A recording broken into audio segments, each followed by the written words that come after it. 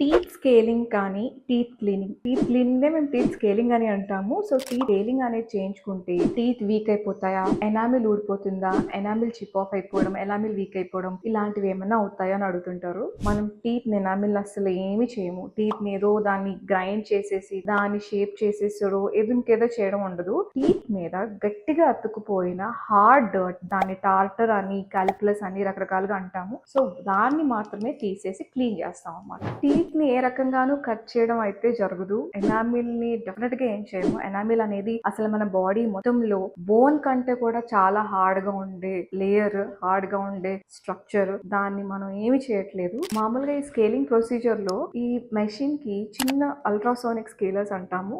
వీటికి చిన్న వైబ్రేషన్స్ వస్తాయి. ఈ వైబ్రేషన్స్ తో పాటు వాటర్ అవుట్లెట్ ఉంటుంది. సో ఇది ఒక్కటే మీరు ఫీల్ అవుతూ ఉంటారు. ఆ వైబ్రేషన్స్ వల్ల ఈ గట్టిగా పట్టుకున్న డర్ట్, హార్డ్ డర్ట్ టార్టర్ ఏదైతే ఉందో అది రిమూవ్ అయిపోతుంది. నెయిల్ మీద చేసి చూపిస్తాను అసలు టీత్ ఆ స్కేలింగ్ అనేది, ఆ స్కేలింగ్ యూనిట్ అనేది ఎలా ఉంటది. ఈ నెయిల్ చాలా డెలికేట్ కదా, టీత్ కంటే డెలికేట్ అని నమ్ముతారా?